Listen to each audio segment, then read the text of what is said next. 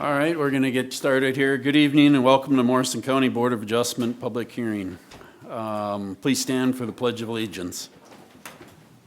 I pledge allegiance to the flag of the United States of America and to the republic for which it stands, one nation, under God, indivisible, with liberty and justice for all.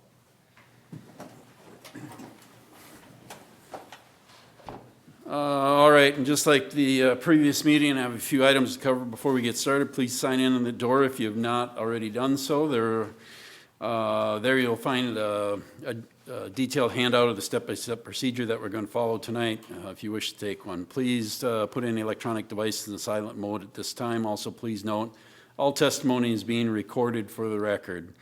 Members of the Board of Adjustment are appointed by the County Board of Commissioners with one member from each of the 5 commissioner districts. Land Services staff is here to assist the board with its duties. The task of the Board of Adjustment is to consider requests for variances and appeals from order requirement or decision made by the county zoning official in accordance with the state law or county ordinance. Each request is considered on its own merit. The burden of proving a practical difficulty rests with the applicant. If a variance is granted, it is granted to the land, not to the landowner. There is a protocol for how we will proceed tonight. For each variance request on the agenda, we'll hear the staff report, we'll hear testimony from the applicants, and then the board will discuss and gather more information as needed. Next, I'll ask if there is anyone in the audience wishing to speak to the request. I'll ask each party to come up to the podium directly over there, state their name and address for the record, and give their testimony. Please be as factual as possible and direct all statements and questions to me. After all testimony is completed, I will close the public portion of the process. The board will then review and discuss the case in terms of our finding of fact criteria as required by Minnesota statute and county ordinance. We'll have a series of votes, discuss whether conditions be made, and have a final motion to approve or deny the request based on those findings. After this final vote on your request, you may leave if you wish. With that, our first agenda item this evening is going to be the Anthony and Sarah Lissick, 31695 Cove Road, Cushing, Minnesota.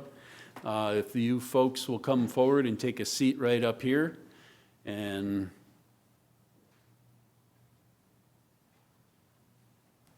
this is a application for an after-the-fact variance application to allow a guest quarter on an undersized lot located in part of Government Lot 3, Section 26, Township 132, Range 31, Scandia Valley Township. I'll ask the applicants here to state their names for the record so that we know who you are. Anthony Lissick, 31695 Cove Road. Good evening. My name's Sam Clausen, 302 South 6th Street, Brainerd. Okay. Thank you, and you're going to be representing with the applicant? Correct. Okay. Yeah. All right. I think you were at the site visit, and all of us were there on Friday with the exception of Marv, just for the record, so we have that. And I'll ask for the staff report at this time. Okay. Mr. Chair, again, this is an after-the-fact request to keep a guest quarters within an accessory structure on an undersized lot. The ordinance section that applies is 707.5. Here's an aerial photograph of the property outlined in blue. And then here is the lakeside portion of the property from the lake. And then here is a site drawing of the accessory structure that was provided by the applicant. And then here are some assessor photos of the accessory structure.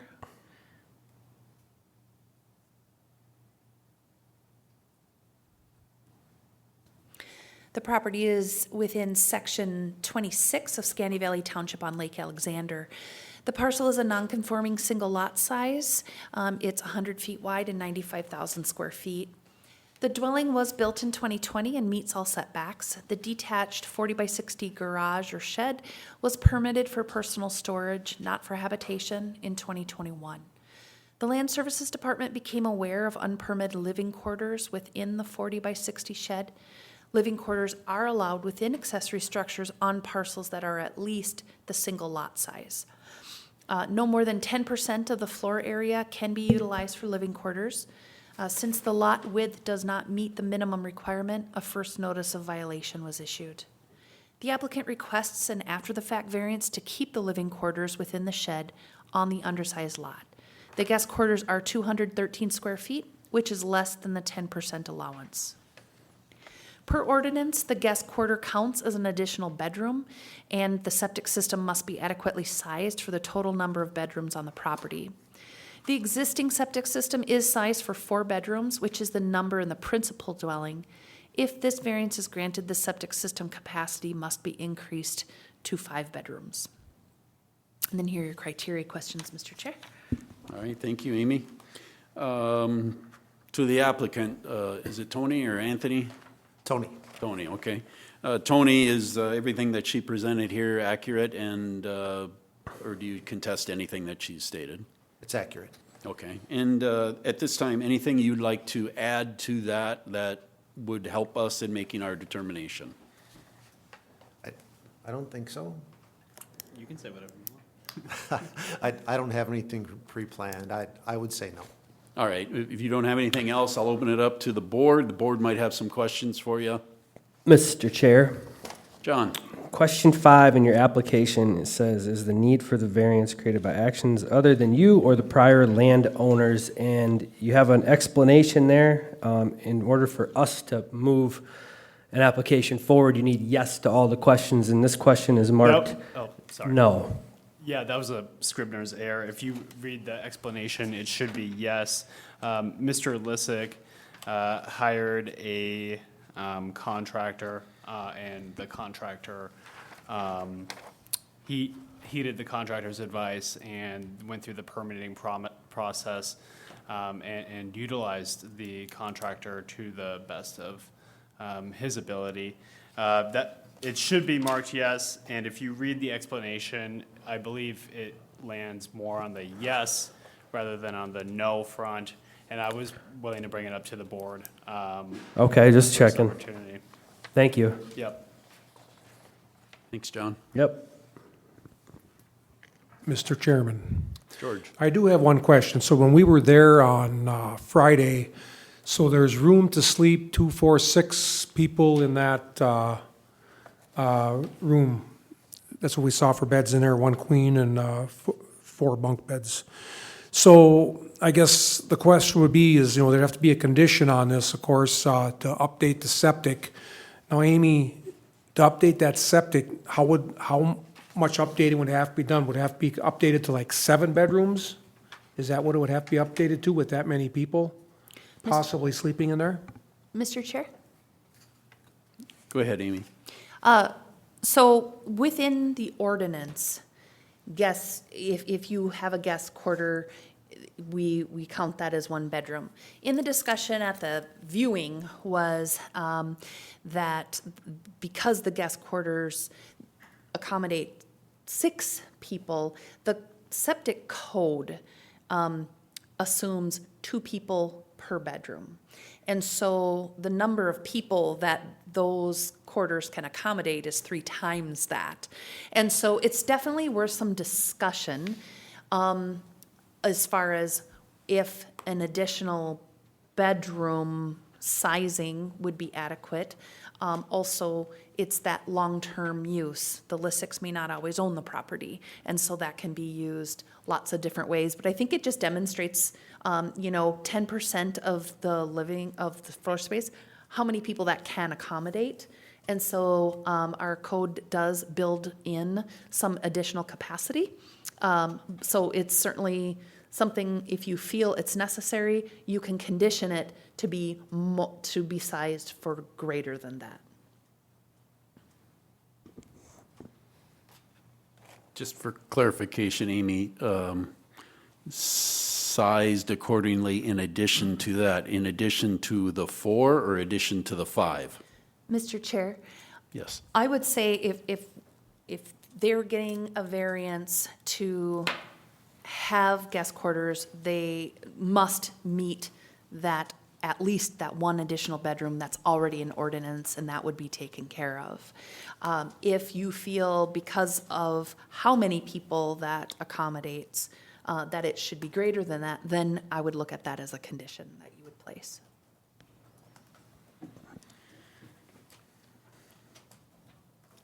Mr. Chair, Clint?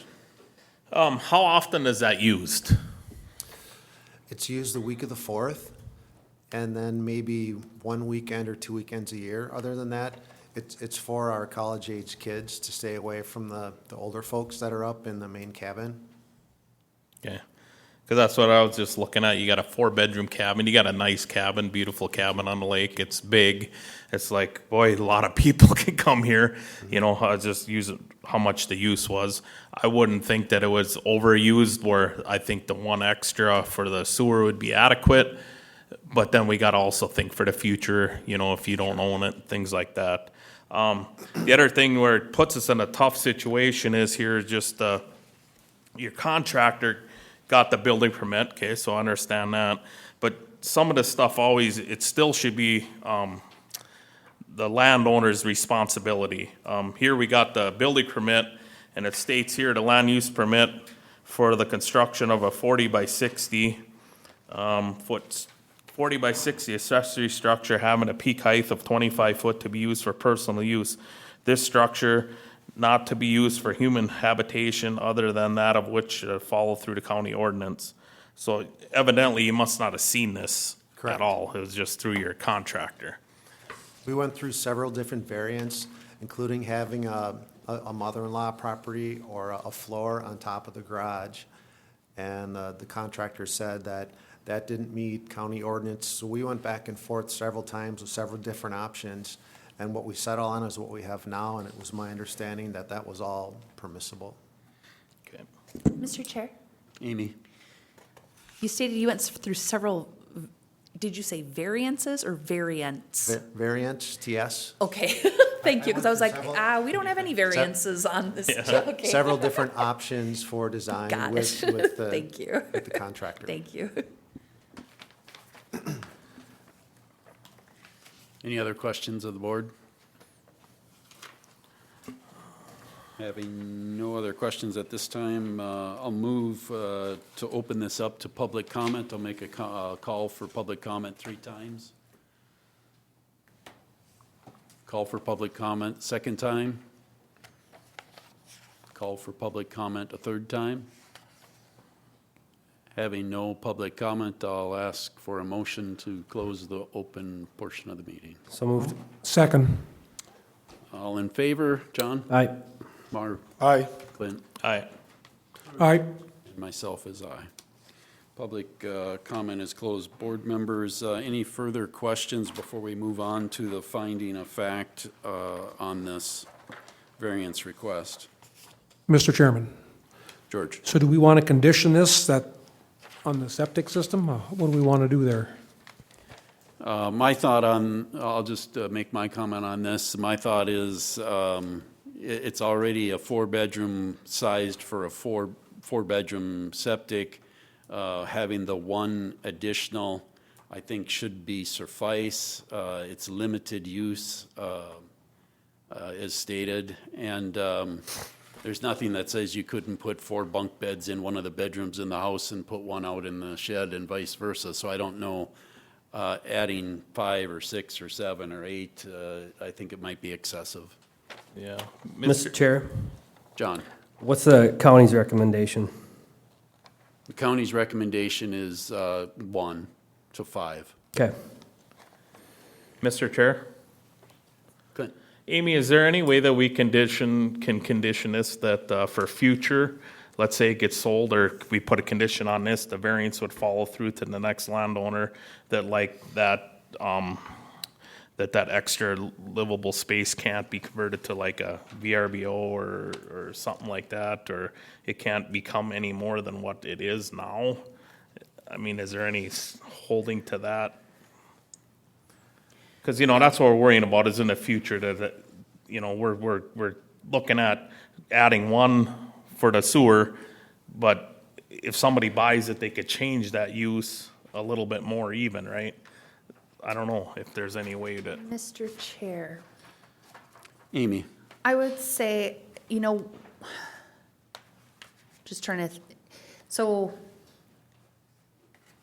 right now, the area that they have set aside for living quarters is allowed in ordinance, and it can't get much bigger because the ordinance does allow it. If someone else buys it and decides to expand those living quarters, then they need to be doing that under probably a variance with us, because I doubt that part of the ordinance is gonna change for this lot size. So I don't know that it's necessary. And if they plumb the building, then our septic code kicks in, where if they're gonna plumb the building, then it's gotta be served by its own septic system. And if they're gonna VRBO it, that has to meet lodging code, which public health then probably may not allow that many beds in that area. So I think there's other things that would police that. Yep. Where putting on a condition that runs with the land may not be needed. over time be the best method. Okay. Just wanted to check because, I believe that it's not like a huge use now, but we don't know what it'd be 10 years from now with the next owner, things like that. But yes, the safeguards that the county has in place, that's sufficient enough for me then, yes. Yeah. Okay. Mr. Chair, Marv? question for Amy here. Now, so this seems solely on, well, partially on the owner, because their owner's responsible, but the contractor leading them astray, as we see so much of this in the past. This new training that the contractors have, would it help with this or matter or not? The contractor licensing that we're requiring is for excavators and for landscapers. Yeah. It's not for a licensed contractor that ought to know. And, you can farm away some of your accountability with a contractor, but yeah, ultimately the contractor needs to know what is allowed and what isn't. They need to read their permit. The property owner needs to read the permit. But no, the program or the licensing requirement and the training program will not catch this. Okay, thank you. Mr. Shayer, for the applicants, good job on the application. You guys answered each of one of these questions in a very thorough manner. And after being out on site, walking through this, and you see, it's just a super organized storage facility is what it is what it ends up being. Organized differently. Nothing's plumbed. There's no sink. There's no water. There's no toilet. It's just things are placed in this one building in a manner that, I'm not going to organize my garage like that, but it has like you said, it fits with the county ordinance, the way it's structured right now. Well, So, it doesn't, because Well, the lot's undersized. I'm sorry, and that's why we're here. however you stated it, I'm sorry.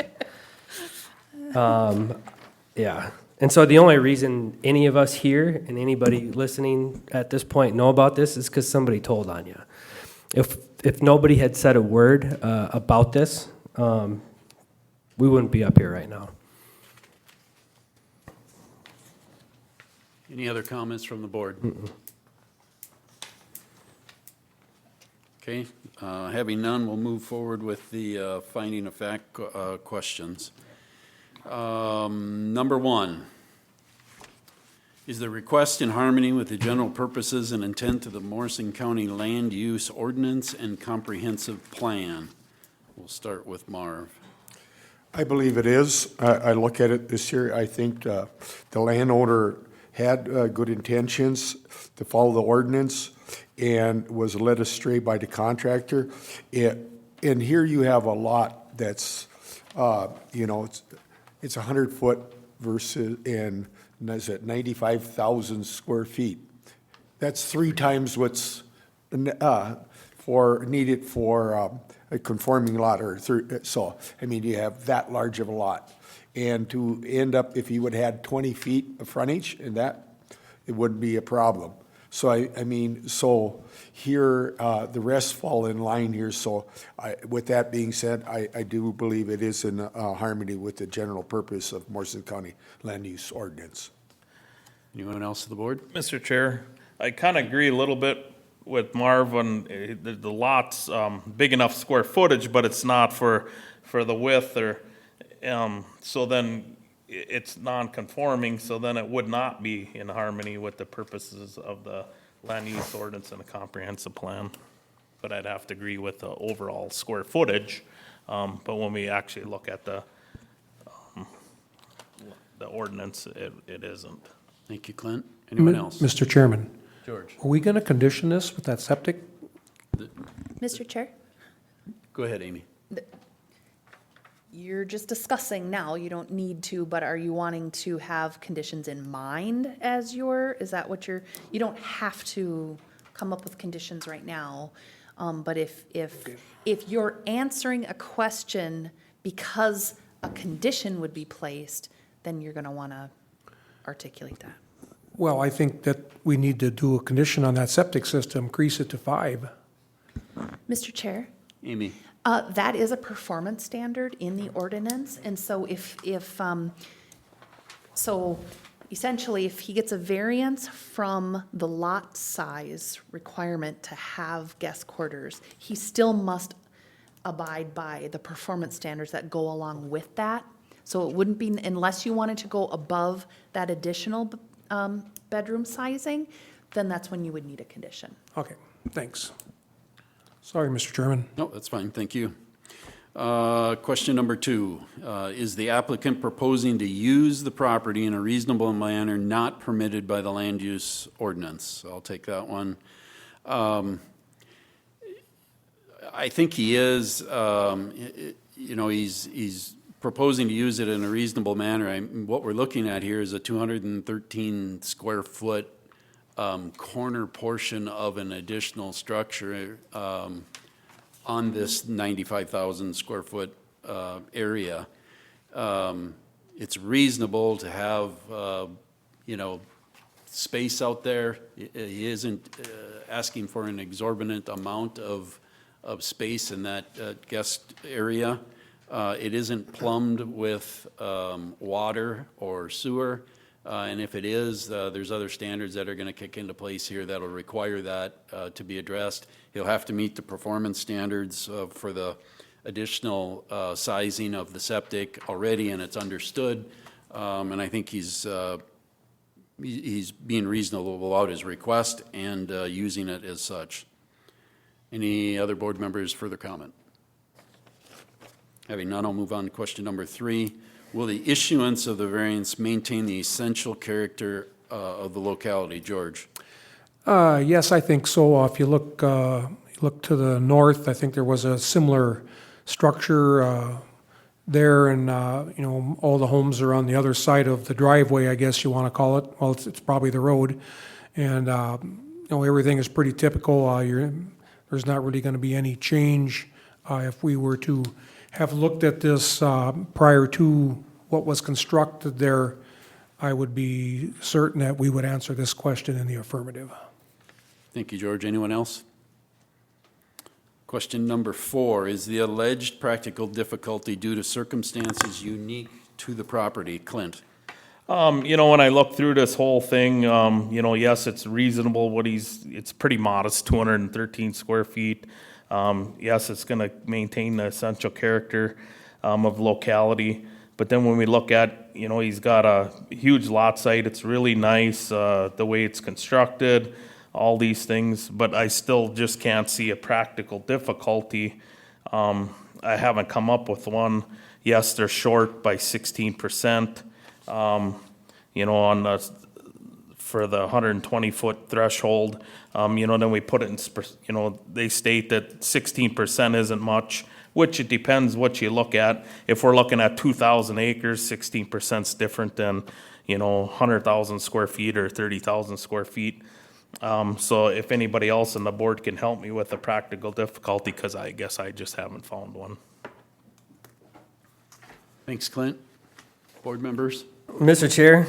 John, The only go ahead. thing you could look at from a practical difficulty, having 95,000 square feet against what would be a required 30,000 square feet would be the width of the lot or the shape of the lot, especially on a lake shore like this where sometimes they're right up next to the water like they are, like we just had in the planning commission meeting, or they're on like every one of these Chaminade or the Alexandria, North Alexandria, where they're skinny and almost a mile long, it seems. But as far as what the coverage looks like for the house and where they meet all the actual setbacks, I mean, yeah, the property lot and why we're here today it's a little unique to that specific property, but it would be every one of those down the line. For the width component that we're not meeting. Thank you, John. Yep.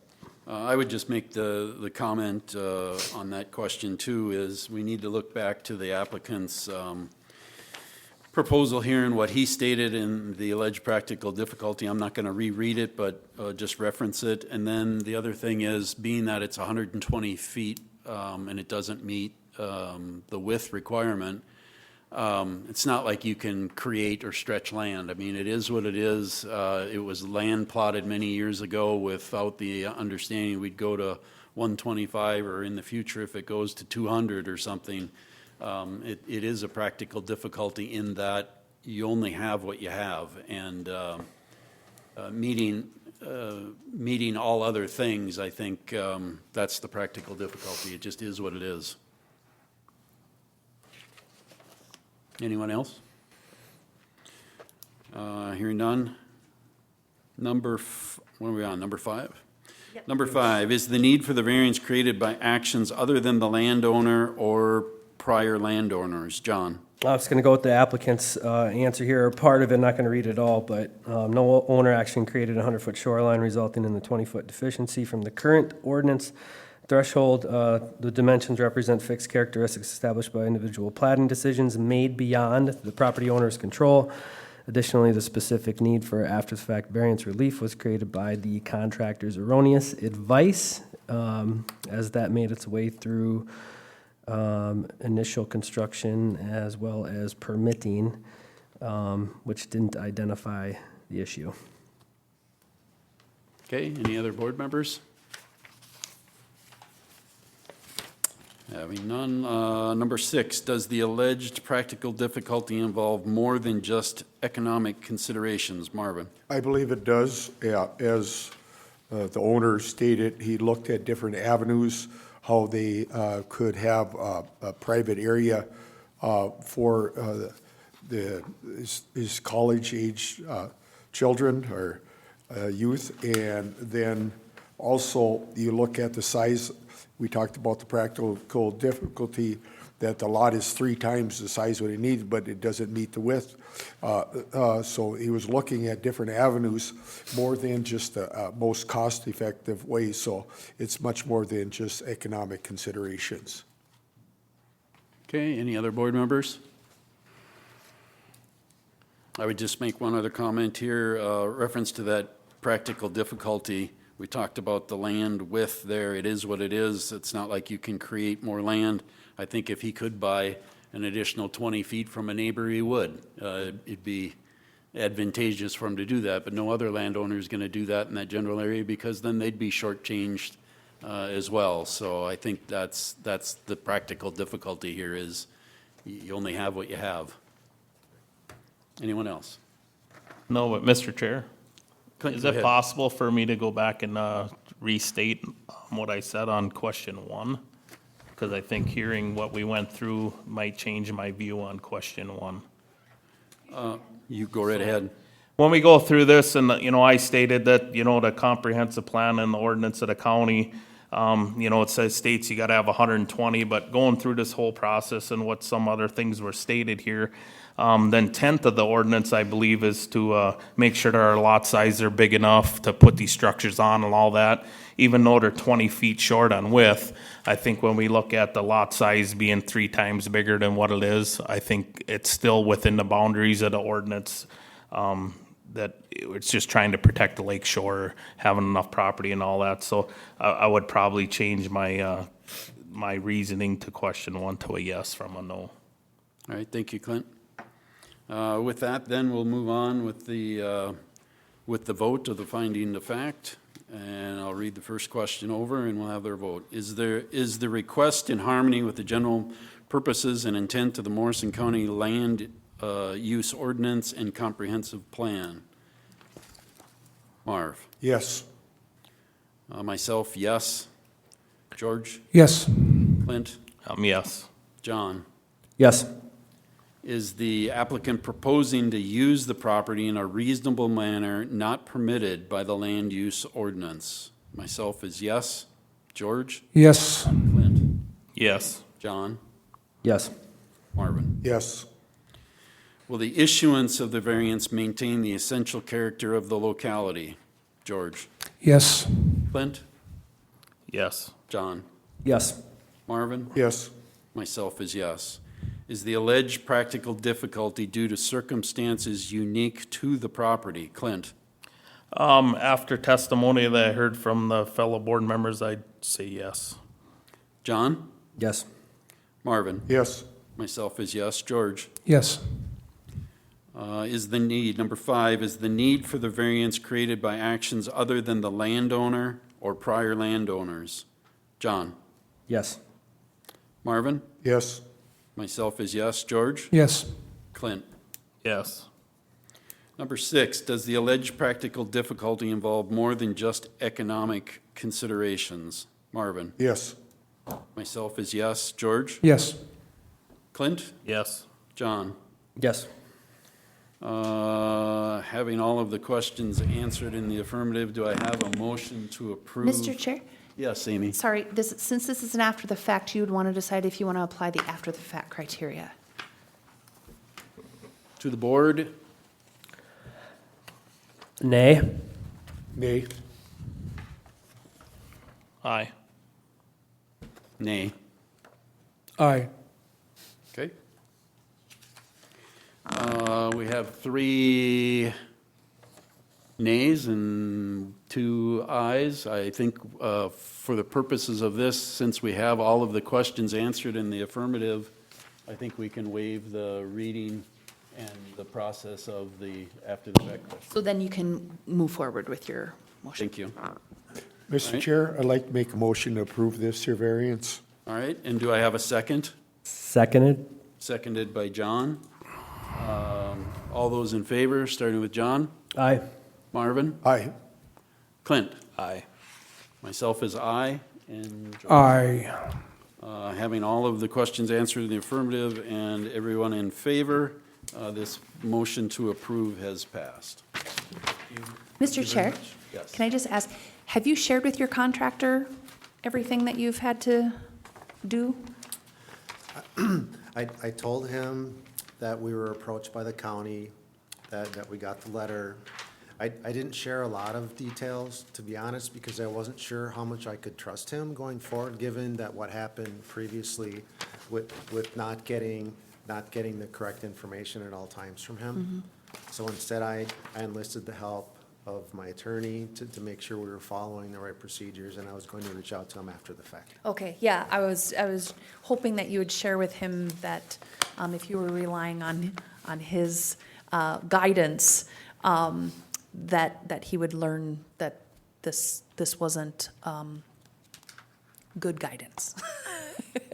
I'll call him tomorrow. Thank you. All right. Thank you. Thank you. Thank you for your time.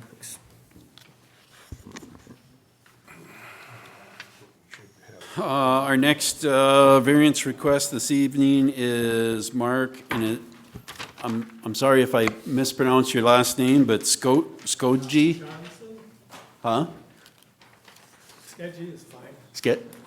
Say it again for me. Skea, Skea? many different ways to pronounce it. Okay, thank It's you. Norwegian. All right, thank you. And then would you state your full name and address for the record?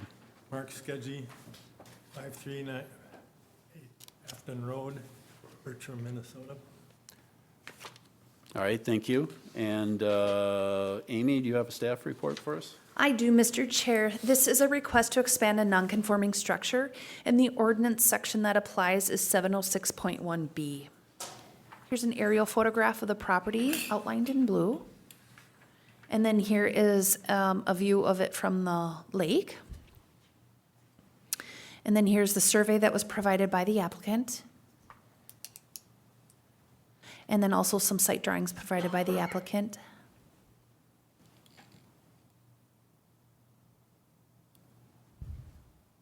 And then here are the photos that were taken at the site viewing.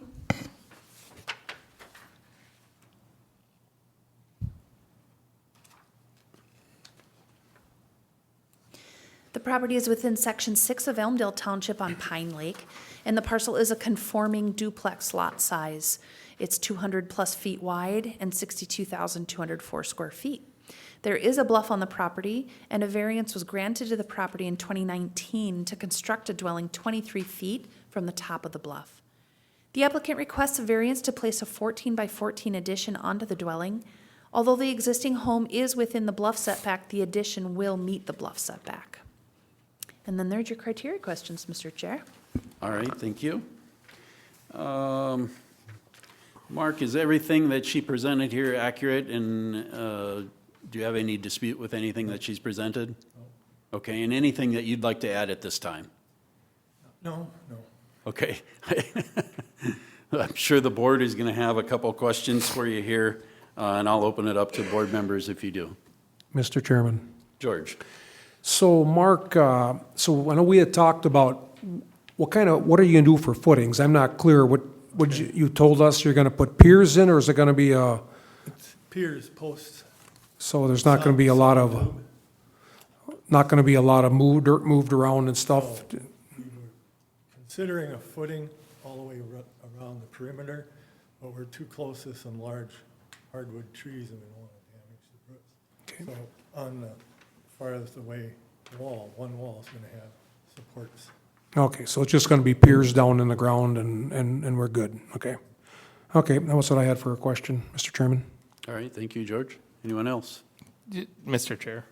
Clint? I just have comment, this was a variance granted not too long ago, Normally, we don't do that in Bluffs, but it was allowed in there. So now when we, being out at the site visit and look at it, on the lakeside, the applicants have done a wonderful job preserving the lakeside. It's a very steep bank, a lot of vegetation. You could see there was no erosion that we could tell. There was a little snow, but not a lot. Not a lot of, it's pretty, not much invasion of that bank, so I appreciate that. So not too long ago, we allowed variance to build this, too close to the bluff. Here, what we're looking at is, we're actually in the bluff setback. Here, what we're looking at is something that's added on to it, so that's why you have to have variance. But when we look at it, it's it meets setback. And then talking about putting just sauna tubes down, worried about the trees, them things, it's not very evasive. So to me, it just makes it like this is pretty reasonable for the application. So it's just some observations, or just so everybody knows where I'm thinking, I guess. Thank you, Clint. I would just make a comment. All of us were out there on the property on Friday. Marv, I don't know if you got a chance to get out there, but just for the record, 4 of us were. Marv was not able to make it. And Amy was with us, yeah.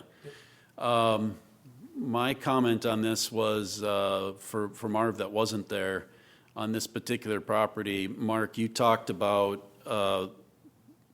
I don't know how you want to refer to it, as the front side of the house or the back side of the house where the culvert is and the slope up to where your septic is in that area, so you're limited to build out that way. you did get a variance, so anything you do to that property is gonna have to have a variance moving forward if you're going to attach to it, but maybe you could just, for Marv's sake, since he wasn't there, explain that to us. The reason for my request for the first variance, I assume you're asking, was not, is that what you want me to? Yeah, and you did have, you told us that you Yeah, had this in there your was- original plan but scrapped it, so. Oh, the addition, yeah. We did not include it in the original variance because we decided not to build that wing of the house, but now we would like to make it the original size, but we didn't, because it wasn't approved for a variance to that size. And because it's already a non-conforming structure, we know we have to get a permit or a variance to get a permit for this addition. But the reason we got the first variance was not so we could get closer to the lake for our own pleasure, but backside of the property is the low point for the neighborhood, and the developers built a road, and that all the water had to go channeled through a culvert. And there's a possibility that culvert would plug in the winter, and the water would get to the level of the road before it left. And we want to make sure the main floor of the house and the septic tank was above that, and that necessitated trying to get, or moving closer to the bluff. So with that being said, the culvert was the, part of the practical difficulty. Yeah, the first time, that was the practical. Okay. Mr. Chair, Go ahead, Mark. so if I understood this correctly and Mark explained, you know, we wouldn't be here, or they wouldn't be here if that variance would, or that the home wouldn't have been placed where it is because of the bluff.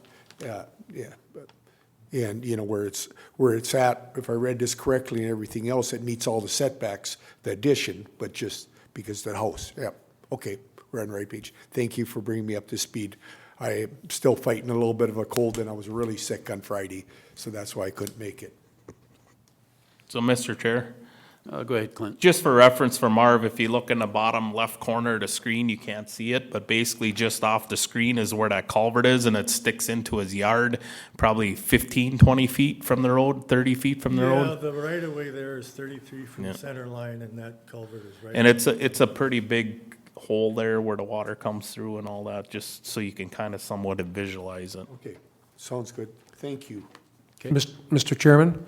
Go ahead. Mark, just for clarification, so that culvert, does that go just across Afton Road, or does it go all the way across the county road No, too? it goes into the low area on the other side of the road. Okay, That, Okay. that takes the water and yep, yeah, because all the water from the neighbors runs into your yard, Yep. basically. Okay, thank you. And Amy, a question for you. If this were, say, a gazebo that was 2 feet separated from the structure, it could be a over-the-counter permit, correct? And Mr. Chair, actually, Mr. Skoji and I discussed that, and he was kind of waffling on whether he could live with something that was detached or attached, and since this was part of the, kind of the original plan was to have that porch and all of that, he decided to ask for the variance, but so my long answer to that is yes, if this was not attached to this house, it would meet all setback and would not need a variance. All right, thank you. Mr. Chairman, George? so another question for Amy. So if he didn't butt it up against the house and had a walkway or whatever to it, would that be considered attached? That's probably just a dumb question, but, We define in ordinance what's attached because people get really creative. I don't know if you believe that or not, but people get very creative. So we would look at what he would propose versus what we define as attached. But generally, if it shares a wall, it's attached. thanks, Amy. Any other questions of the board at this time? All right, having no other questions of the board at this time, we'll open up for public input, public comment. I'll ask 3 times, once. I'll ask a second time. Any public comment? And having none, I'll ask 3rd time. Any public comment? Having no public comment, I'll ask the board for a motion to close the public portion of the meeting. I'll make a motion to close this portion of the meeting to the public. Seconded? And John is the second to that. All in favor, John? Aye. Marv? Aye. Clint? Aye. George? Aye. And myself, aye. Public portion is closed. Back to the board at this point, to the finding of fact questions, and I'll move through these in the following order. I'll take the first one. Is the request in harmony with the general purposes and intent of the Morrison County Land Use Ordinance and Comp Plan? What I'll say to this is, not only to you, Mark, but to anyone else, when you have a non-conforming structure and you have a variance to build the original structure, anytime you want to do anything to that structure in the future, you're going to have a variance. And so oftentimes we try to, on a new construction home, make sure that it meets all setbacks and that it doesn't require a variance to move forward, because you run into just this exact scenario where you want to put something on that was in the original plan, maybe you didn't have funding for or didn't do it originally. Now you got to go through this whole process later just to get that added on. So, with regard to being in the general purposes of the Morrison County Land Use Ordinance and Comp Plan, that's just it. You have to have a variance, and so in that regard, having to have a variance, you are doing what you are supposed to do, and that's to come forward and request that variance. So I think that is consistent with the comp plan and the ordinance of the county. Anyone else? Yeah, Mr. Chair. I just like to state that, yeah, the comp plan, we don't generally allow things to be built in a bluff. He got a variance to do that. Looking at this particular property, in this instant, the owners done a wonderful job during their construction without invading into that bluff. Yes, this moving forward, it could be the next owner, but with it being non-conforming, anything that the new owners would have to do would have to come back to the county, and that would be safeguarded that way. So when I look at this one, and with the first variance being allowed, and then what they're looking at here, I would happen to say that it'd be in harmony. Okay, thank you, Clint. Anyone else? Mr. Chairman, George? just, well, I guess one note I'll make, and that's on what he's going to use for a foundation is piers, so there's going to be minimal disturbance of any soil. And, you know, everything there at the viewing, all the water goes from basically from the top of the bluff, it runs away from the lake. So there's the only water that runs on the lake is on the 50-degree slope down to the lake, which is, I don't think a man could walk up it. So there's really no, as far as the lake goes, there's probably no impact. Thank you, George. Anyone else? No one else? Question number 2, is the applicant proposing to use the property in a reasonable manner not permitted by the land use ordinance? George? Yes, I believe so. The request is reasonable. The applicant is requesting a 196 square foot addition. He's going to put in a piers for foundation, so minimal soil disruption. It's a 4-season porch. It won't impact the use of anything. It's a small request, and I think it should be just fine. All right, anything else from the rest of the board? Having none, I'll move on to question number 3. Will the issuance of the variance maintain the essential character of the locality? Clint? Yes, when we look in the neighborhood, all the residents along there are either in a bluff or close to it. Don't know each lot, but I would assume they're all in bluffs or proximity to it. So this one fits in, ties in this addition to it. It's going to tie in. It's off to the side. It's not, probably a lot of people won't even notice it. It's not, it meets all setbacks. It's not like it's overbuilt in this particular lot. So I think it will maintain the essential character of this locality. All right, thank you, Clint. Anyone else from the board? No. Number 4, is the alleged practical difficulty due to circumstances unique to the property? John? Yes, it is, and the original practical difficulty still applies here because it's the same house and the same bluff, and what you're adding onto the house at this point in time meets actually hits the setbacks on the bluff, so you answer yes to that question. All right, thank you. Anyone else from the board? Question number 5, is the need for the variance created by actions other than the landowner or prior landowners? Marvin?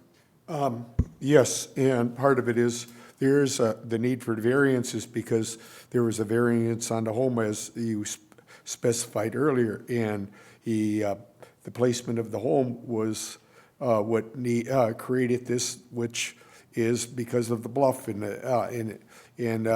then also part of it was with the culvert and the water, the placement of this home.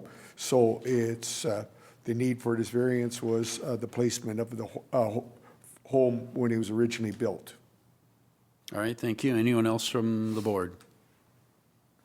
All right, question number 6, does the alleged practical difficulty involve more than just economic considerations? That's back to me, and yes, it involves more than just economic considerations. It's involving the entire property. It relates back to this bluff, the original structure being built on a variance. It has to have a variance moving forward, and that is the practical difficulty, the bluff and the requirement for variances on anything that's done to this property in the future. Anyone else from the board? Having none, any other comments, conditions that the board needs to hear or have before we move forward with the vote? Hearing none, I'll move on to the vote. Question 1, is the request in harmony with the general purposes and intent of the Morrison County Land Use Ordinance and Comprehensive Plan? Myself, yes. George? Yes. Clint? Yes. John? Yes. Marvin? Yes. Question 2, is the applicant proposing to use the property in a reasonable manner not permitted by land use ordinance? George? Yes. Clint? Yes. John? Yes. Marvin? Yes. Myself is yes. Question number 3, will the issuance of the variance maintain the essential character of the locality? Clint? Yes. John? Yes. Marvin? Yes. Myself is yes. George? Yes. Question 4, is the alleged practical difficulty due to circumstances unique to the property? John? Yes. Marvin? Yes. Myself is yes. George? Yes. Clint? Yes. Question number 5, is the need for the variance created by actions other than the landowner or prior landowners? Marvin? Yes. Myself is yes. George? Yes. Clint? Yes. John? Yes. Does the alleged practical difficulty involve more than just economic considerations? Myself is yes. George? Yes. Clint? Yes. John? Yes. Marvin? Yes. Having all of the questions answered in the affirmative by the board, is there a motion to approve this variance at this time? Mr. Chairman, I would make that motion. Motion made by George, a second by Seconded. John. John. Thank you, John. All those in favor, starting with John? Aye. Aye. Aye. Aye. Aye. All right, your variance is approved. Little mouse in the corner. Any questions you have moving forward, contact Land Services before you do anything.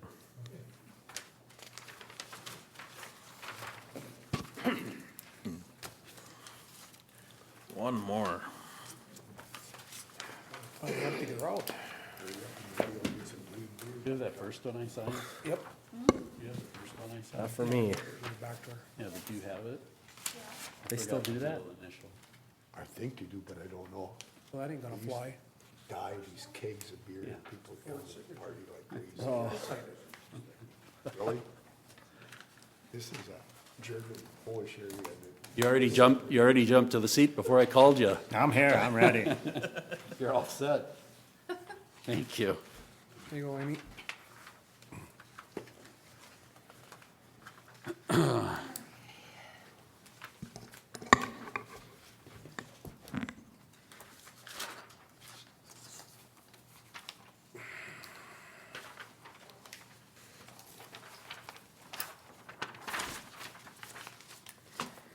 All right. Our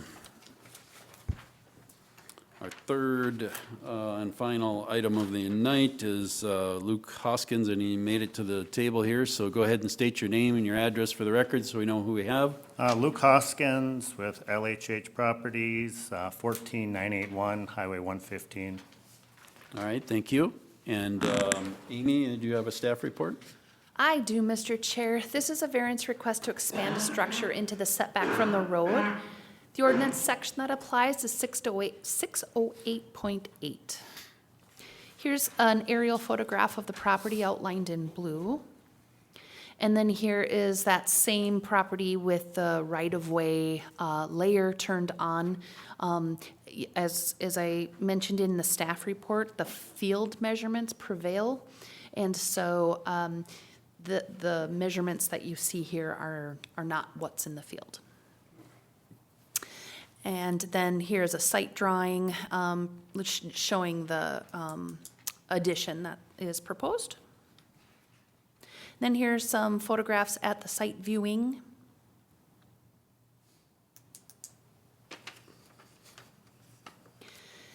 This property is within Section 17 of Green Prairie Township, and it's situated on the corner of Minnesota Highway 115 and County Road 213, also known as Grouse Road.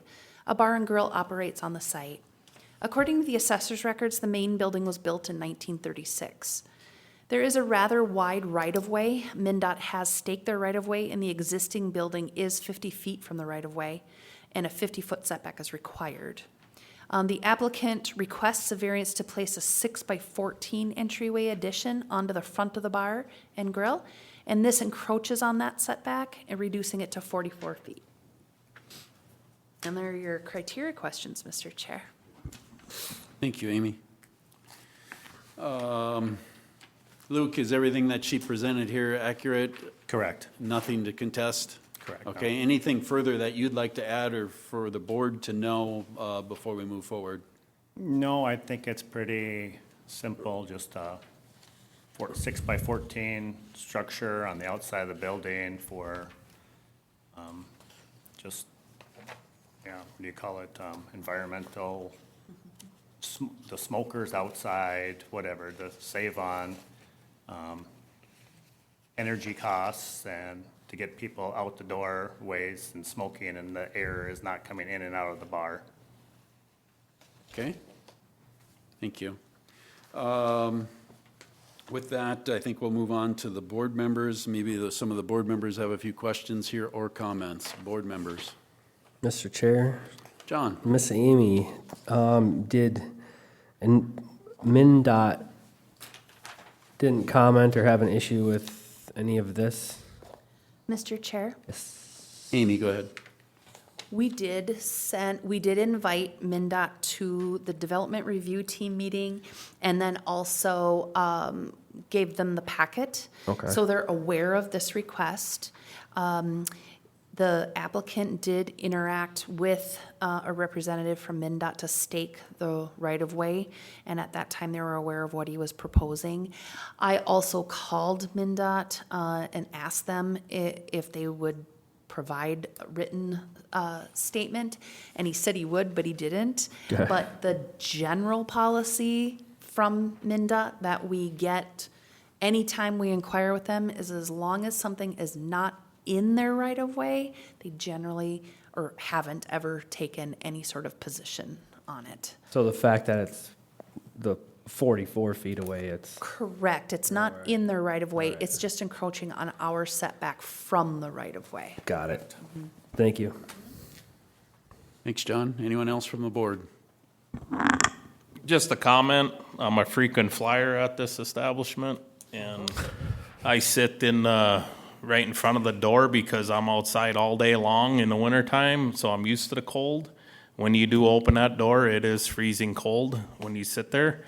And it used to be when you used to go to the bar or something and you had smoke, it never bothered you, but now we have no smoking anymore. The smoke comes in there terrible. So that's just an observation from being a patron.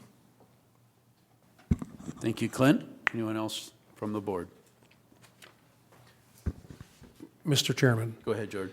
So Luke, is that thing just gonna be a walkthrough, or is it gonna be closed off to the northwest? It'll be a walkthrough, so you walk out the door, you can either go to the right or the left, there'll be a door on either end, Okay.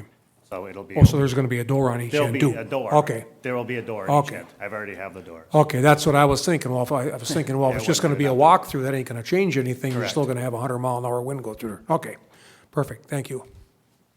All right, and just for the record, all of us were there on Friday with Amy, with the exception of Marv.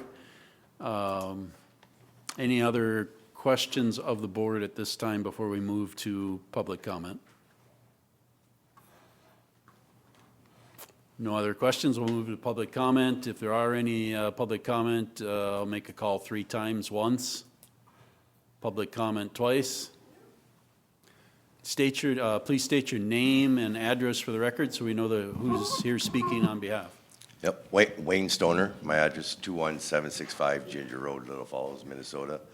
I'm a township supervisor for Green Prairie, and we have no issues with this here at all. I mean, I think it's a great thing. Clint, you said it, Luke, you said it.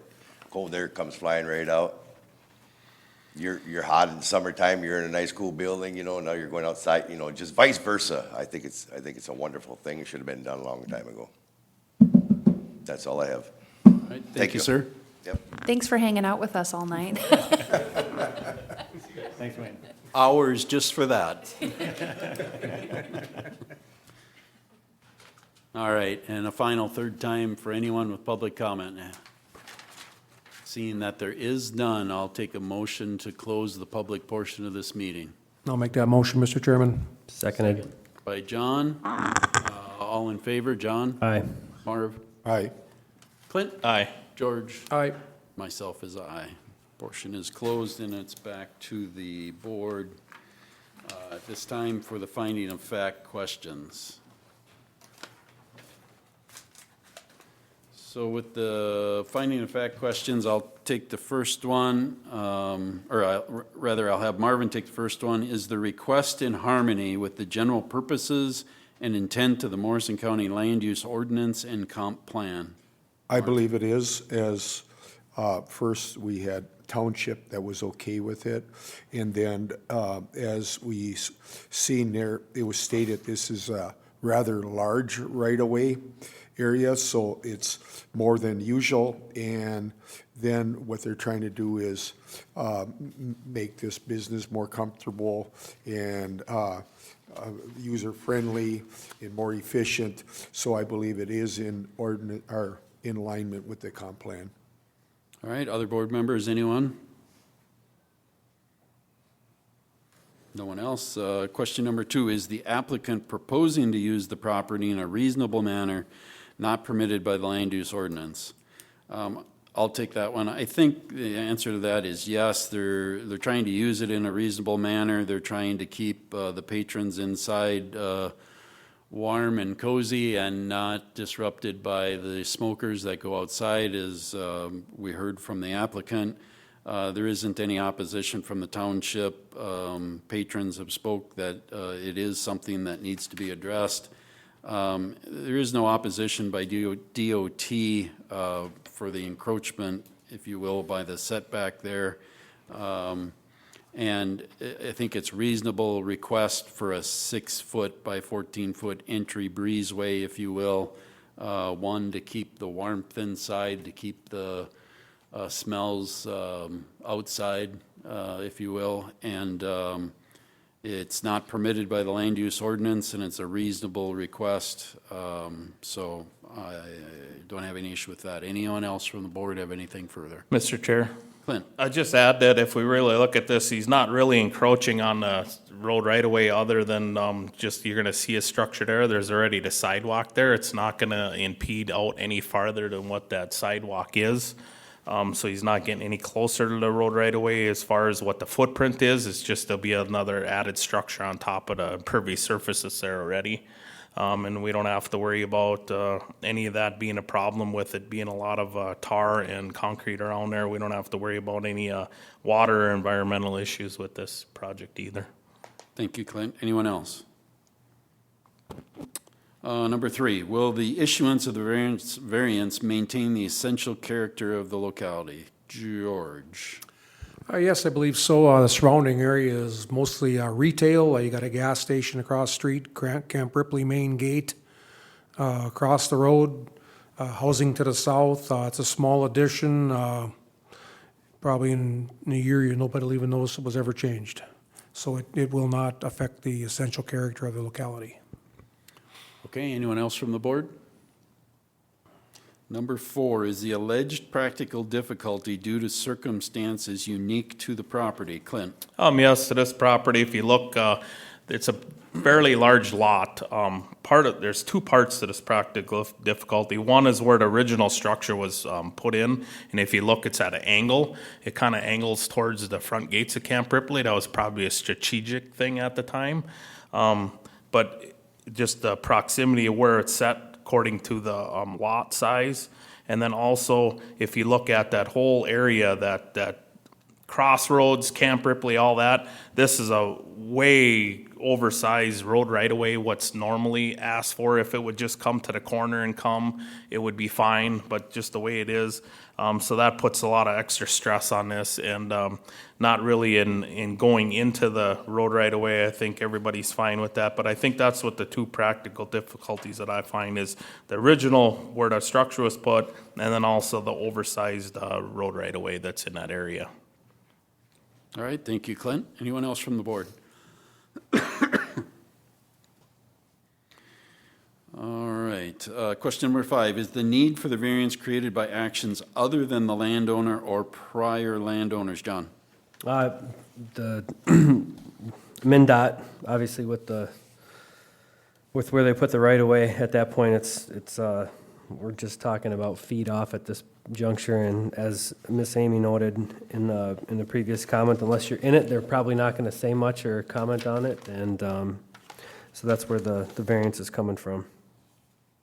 All right, any other board members? If not, question 6, does the alleged practical difficulty involve more than just economic considerations? Marvin? I believe it is. Part of it is, we talked about it, he wanted to keep the smoke out from the people that are out there smoking, keep the cold air from coming in, keep the customers happy and comfortable. So he's thinking more than just economics on this. All right, anyone else from the board? No other comments from the board? Any conditions that anyone wants to raise at this point, or before we go to the vote? All right, if there aren't any conditions to be raised, we'll go to the vote. Is the request in harmony with the general purposes and intent of the Morrison County Land Use Ordinance and Comprehensive Plan? Marvin? Yes. Myself, yes. George? Yes. Clint? Yes. John? Yes. Is the applicant proposing to use the property in a reasonable manner not permitted by the land use ordinance? Myself, yes. George? Yes. Clint? Yes. John? Yes. Marvin? Yes. Will the issuance of the variance maintain the essential character of the locality? George? Yes. Clint? Yes. John? Yes. Marvin? Yes. Myself is yes. Is the alleged practical difficulty due to circumstances unique to the property? Clint? Yes. John? Yes. Marvin? Yes. Myself is yes. George? Yes. Is the need for the variance created by actions other than the landowner or prior landowners? John? Yes. Marvin? Yes. Myself is yes. George? Yes. And Clint? Yes. Does the alleged practical difficulty involve more than just economic considerations? Marvin? Yes. Myself, yes. George? Yes. Clint? Yes. John? Yes. All right, all questions have been asked and answered in the affirmative. Is there a motion to approve the variance as requested? I'll make that motion. Motion made by Marvin, I'll second it. seconded by Clint. All in favor, starting with John? Aye. Marvin? Aye. Clint? Aye. George? Aye. Myself is aye. Having all questions answered in affirmative and All in favor, your motion, or your request for a variance has been approved. Anything you do moving forward regarding your permit for construction, contact Land Services.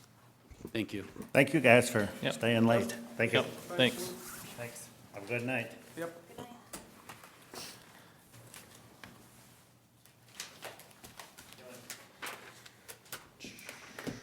Okay, any old business, Amy, or do we have minutes for this or no? I don't have them, so I'm gonna defer to somebody else. Mr. Chair, I make a motion that we approve the minutes.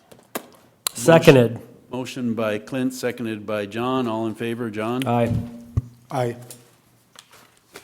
Clint? Aye. Self, aye. George? Aye. All right, all in favor is approve the minutes. Any old business, Amy? I do not have any, Mr. Chair. Any new business? None of that either.